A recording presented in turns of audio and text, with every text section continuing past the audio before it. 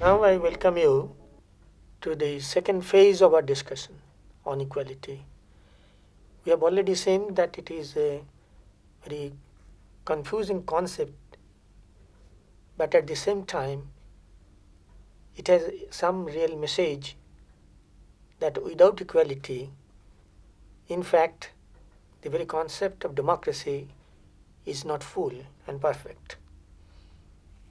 So we must now inquire into the deeper aspects of the debate on equality. You know that in the history of political thinking, there are distinctly three traditions of equality conception. First, liberal tradition. Second, the conservative tradition. And the third, socialist tradition. In the liberal tradition, the focus is entirely on the individual. That is the special characteristics of liberalism as a political ideology. It is the individual whose ideas, wants, aspirations were championed by the early liberals and by the later liberals as a whole.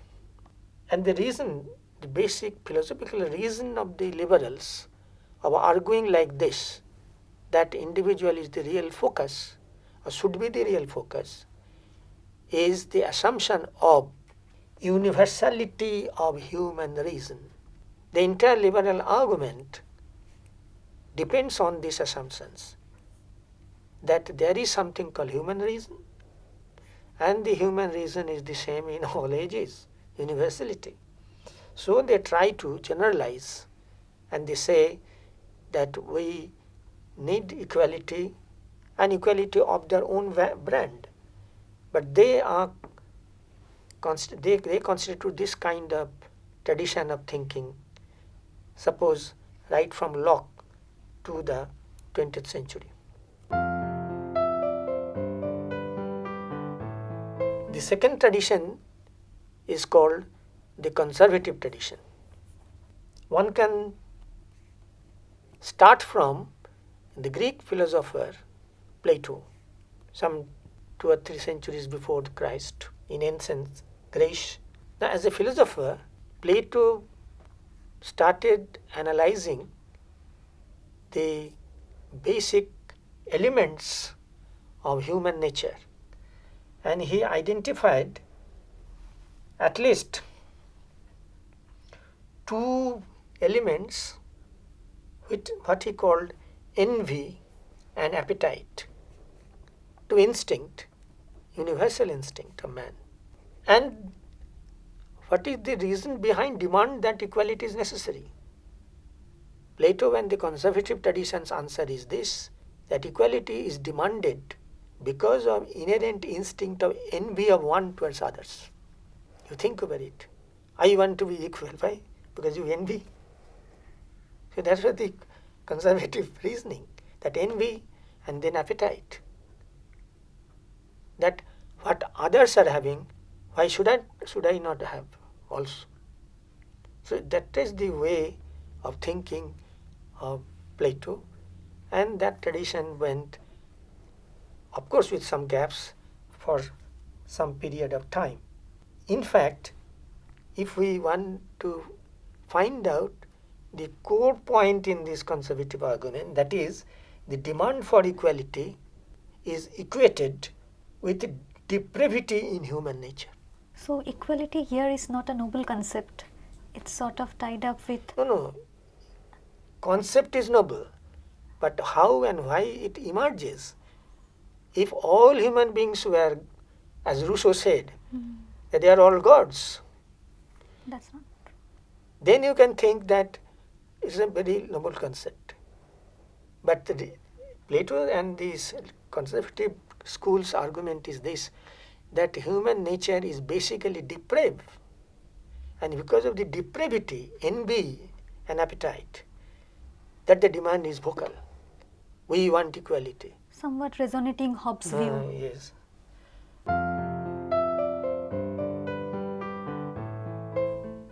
And third tradition is socialist, is in a sense all are equal and equality is the core point.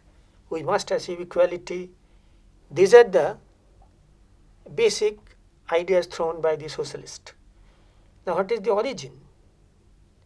Origin in a sense is the golden assumptions of golden age. There was a golden age when all felt equally, brotherly, fraternally towards others. There is no envy, no competition, no jealousy. So that is the vision, just a vision, not the reality, but it is the vision of a really happy golden age. And therefore from it comes that equality we must have, because it was in the happy golden age. So that happiness we must have, and therefore we want equality in a very, very basic philosophical point of view. And the initial, when the socialism became some sort of a concrete way of thinking since the mid-19th century, suppose, there was basically two streams.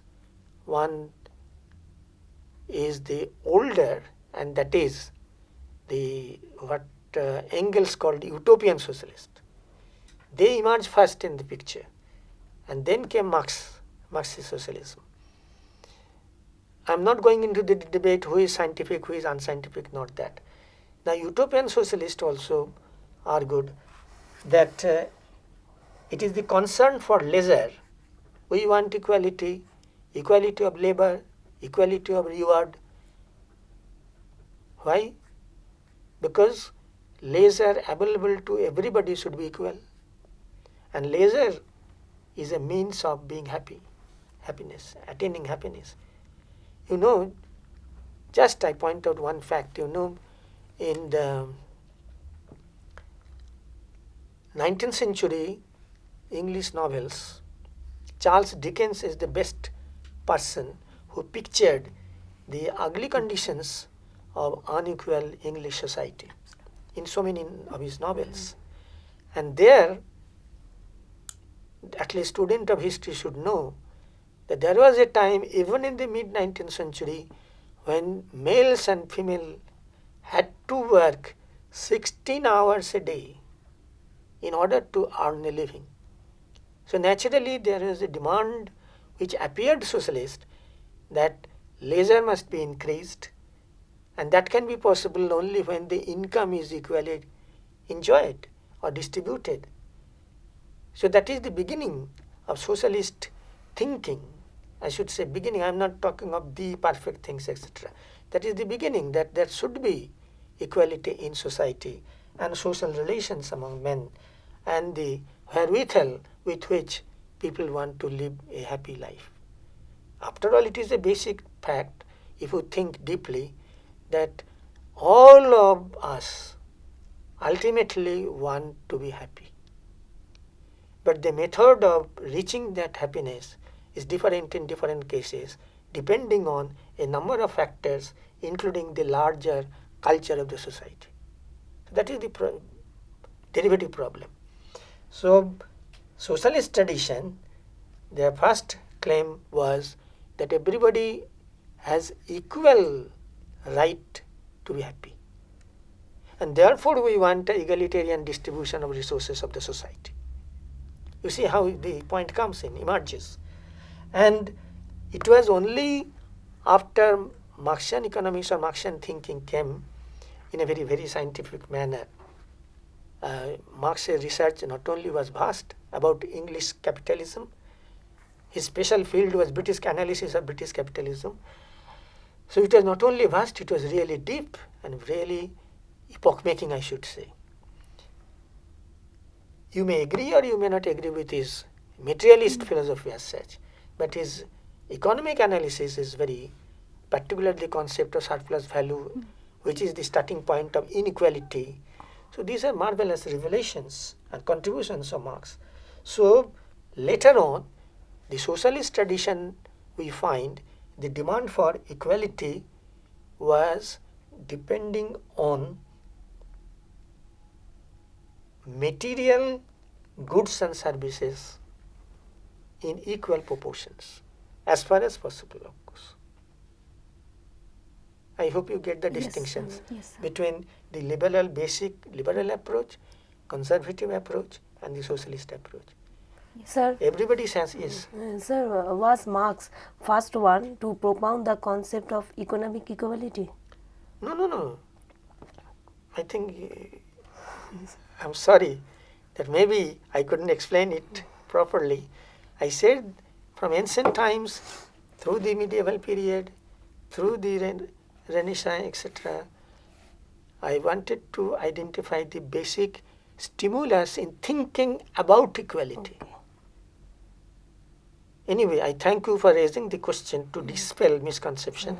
Marx was never the first socialist also. Okay. But what I said that Marx really can be entitled to a description of his genius, that he explained deprivation under capitalism in a very scientific manner. And his main economic contribution, really revolutionary contribution in idea, is the surplus value. Yes, sir. And he showed us how surplus value emerged. That is Marx was first. Sir, the theory of surplus value is always related to labor. Anyway, we are all laboring persons Okay. in different fields. Labor not only in factories, In every field. everywhere. Even the women are laboring in the family. So labor is a common Common. element constituting life process. Okay, thank you, sir. Now, since the Protestant Reformation, distinct categories of equality came to be discussed. Like distinct categories or notions of equality. By this I mean political equality, social equality, economic equality.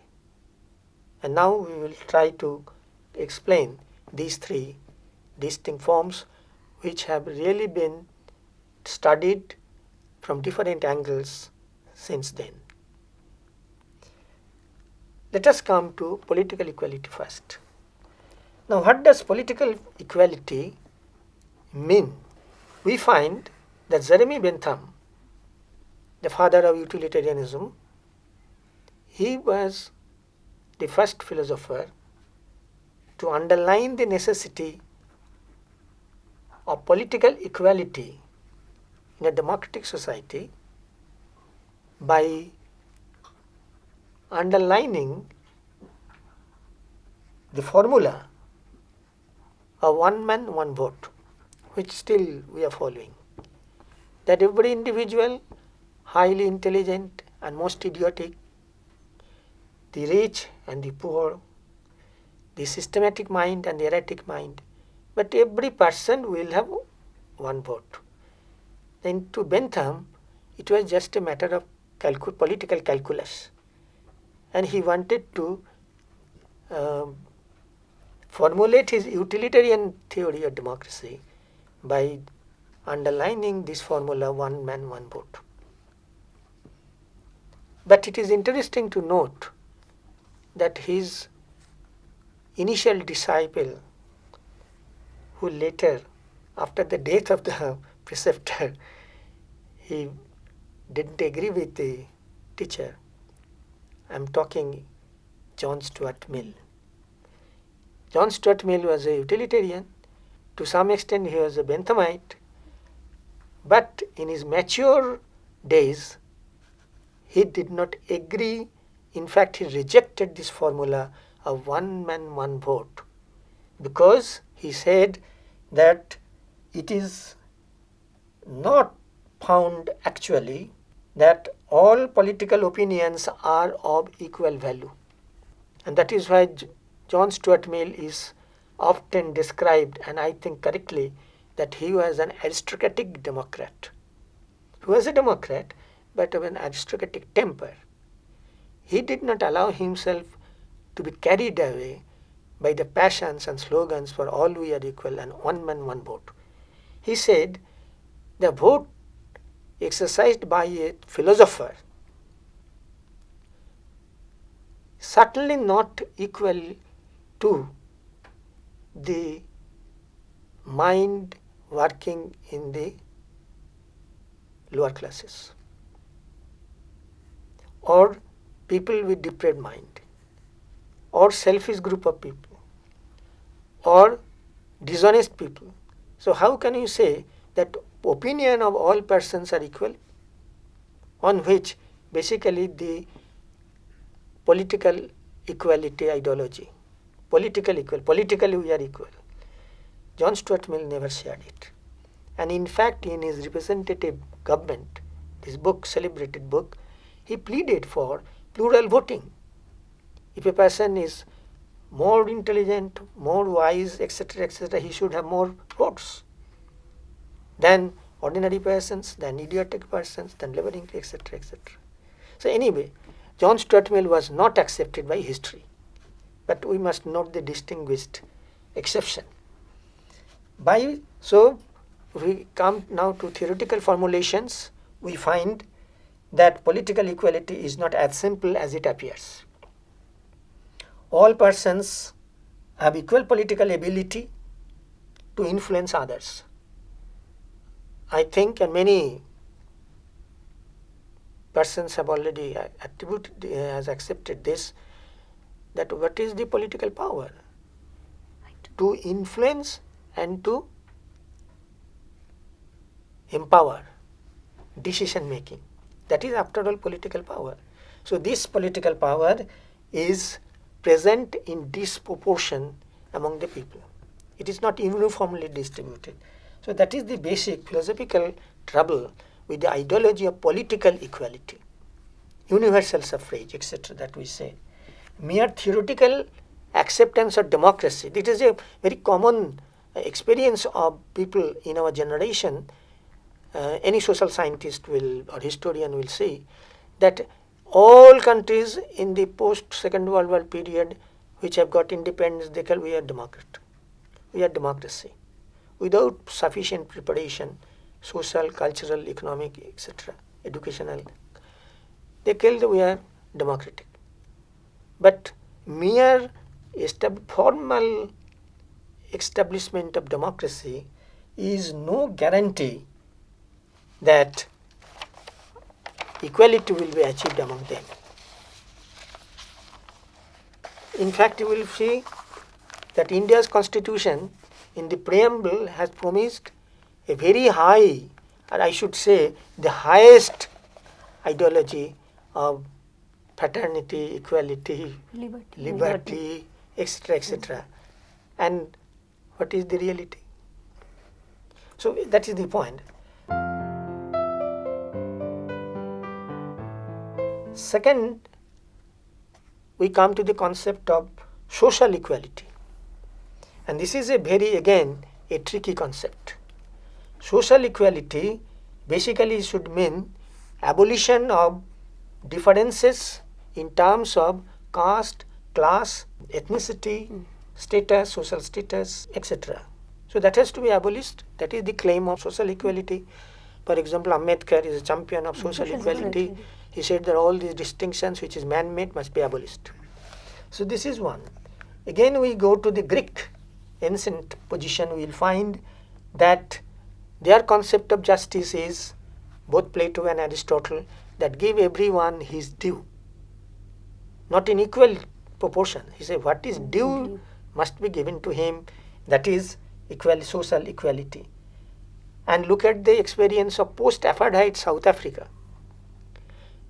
Now formally skin discrimination, color discrimination has been abolished.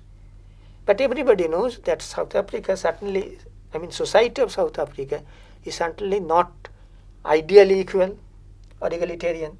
Same with many developing countries, third world countries, including India, we must remember also. So, and there is finally the feminist point of view theoretically, they have got a charge against the inter-liberal tradition, that their argument is, those who are feminist cause, a champion of feminist cause, that gender is such a thing which is the divider, and by sheer reference to gender, the women are suffering. So this is a substantive point of social equality or inequality, etc. Now we come to economic equality. Now this is a concept which really came, I have just explained, mainly in the context of since mid-19th century, when the first assumption that was made that poverty is not the fault of the individual. When a person is poor, not because that he has got some deficiency, it is the society which must take the responsibility and explain the origin and development and existence of poverty. So this assumption is the starting point of the demand for economic equality. And so we find even Soviet Union, immediately after the revolution, initially for a few months, that out of their revolutionary enthusiasm tried to enforce mechanical economic equality or equal pay for all. But within few months, Lenin said, stop it, it is going to be a disaster, because that will destroy our society or any human society if, irrespective of contributions of labor, etc., and many other factors, all are giving the same payment. So economic equality is needed, but it is needed to the degree that human personality development requires some economic equality in similar social situations, not in a mechanical way. You compare the social situations one is put, and then compare who is equal and who is unequal, and then raise the question why. And point then which comes out, I think, that the concept of economic equality is a derivative value. It is derived from the original value of democracy, which believes in the liberation of human capability. Contrast to feudalism, contrast to capitalism, etc., etc., etc. Democracy is the final value for which Democrats fight. Well, we claim economic equality is a derivative value from this. So a derivative value cannot destroy the original value. So that is another way of looking at the economic equality. And Ernest Barker is quite emphatic on this point. Therefore, two major conceptions emerge when we take this point. One, equality of wealth and equality of income. So wealth is one thing, that is substantively is an amount, and equality of income is the flow idea, that how much income equally should be given to all, etc. So this is the debatable point. The real debate is on equality of income, because as Lionel Robbins, the great economist, once pointed out, that inherited wealth and fiscal rectification of inherited wealth, I quote, he said, it is a revolution under anesthesia. It is not revolution. Revolution under anesthesia. This is the expression of Robbins, Lord Robbins. And so he said that one thing should be very clear, that private property cannot be altogether abolished. Impossible. From the point of view of justice, no government can abolish private property as such. It would also hinder individual growth if we abolish private property. Yes, there are so many arguments, and that is one of the arguments also. And then if we conclude with Marx, he rejected the entire idea of the bourgeoisie of economic equality in these terms. He said, after all, the evil lies in the production system and the distribution mechanism. So unless growth, resources of the society is equally distributed, there is no question of economic equality and his rhetorics about it. So he preferred the principle, we will explain it later, that from each according to his ability to each according to his need. When needs differ, naturally absolute equality is not the desired ideal. And Marx said that inequality can be abolished only when state or capitalism itself is abolished. That is final phase Final of phase of communism, communism. etc. So I think with this we have got a general survey of different notions of equality. And that I think will be, at least for the time being, that awarding equal rewards to everyone is ethically bad. We can Yes. today stop with this idea that this is the lesson which emerges from history, experience, philosophical inquiries, isn't it? Absolutely, sir.